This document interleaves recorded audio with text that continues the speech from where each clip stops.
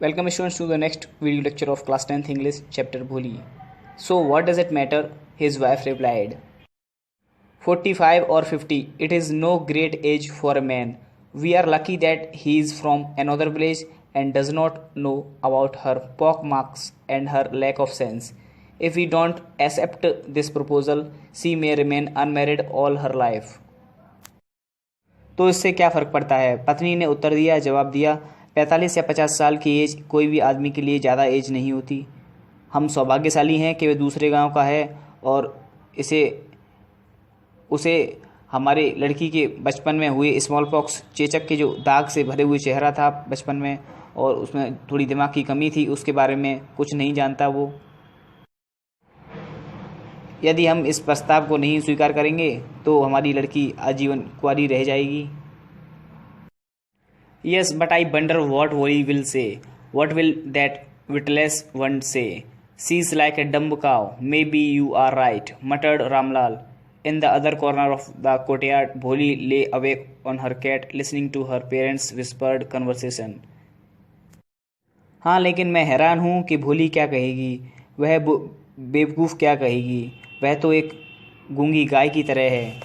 उसकी पत्नी बोलती है, हो सकता है कि तुम ठीक कह रही हो, रामलाल धीरे धीरे बड़बड़ाता है। आंगन के दूसरे कोने में भोली अपनी चारपाई पर जागी हुई लेटी हुई थी और वह अपने मम्मी पापा की, माता पिता की फुसफुसाहट वाली वार्तालाप को सुन रही थी। Bishambar Nath was a well-to-do grocer. He came with a big party of friends and relations with him for the wedding. A brass band playing a popular tune from an Indian film headed the procession. With the bridegroom riding a decorated horse, Ramlal was overjoyed to see such pomp and splendor. He had never dreamed that his fourth daughter would have such a grand wedding.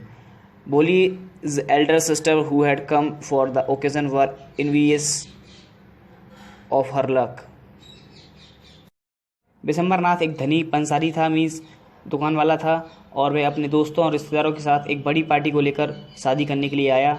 और एक पीतल वाला band जो किसी भारतीय शादियों में भारतीय जो फिल्म में होता है उसको गाना गाते हुए उसके आगे आगे चल रहा था।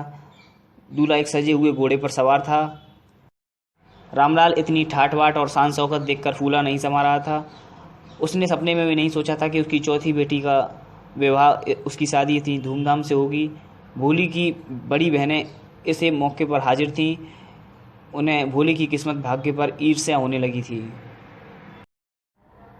When the auspicious moment came, the priest said, "Bring the bride." Bholi, clad in a red silken bridal dress, was led to the bride's place near the sacred fire. "Garland the bride," one of his friends prompted Bishambar Nath.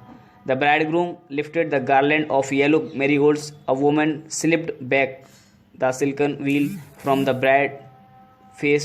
Bishambar took a quick glance. The garland remained poised in his hands. The bride slowly pulled down the veil over her face. जब शुभ घड़ी आई तो पंडित जी ने कहा, दुल्हन को लाओ। भोली दुल्हन की लाल रेशमी साड़ी पहने अपने पवित्र आग के पास लाई गई। दुल्हन को माला पहनाओ, बिशंबर के एक मित्र ने उसे उकसाया। दूल्हा ने पीले गेंदे की फूलों की माला उठाई। एक औरत ने दुल्हन के चेहरे से रेशमी घूंघट हटा दिया। बिशंबर ने भोली के चेहरे की ओर निगाह डाली तो जयमाला उसके हाथों में वहीं के वहीं ठहर गई। तब दुल्हन ने धीरे से अपने चेहरे पर घूंघट डाल लिया। You are watching Darshan sir official video lectures on YouTube channel 10th English with Darshan Sir India.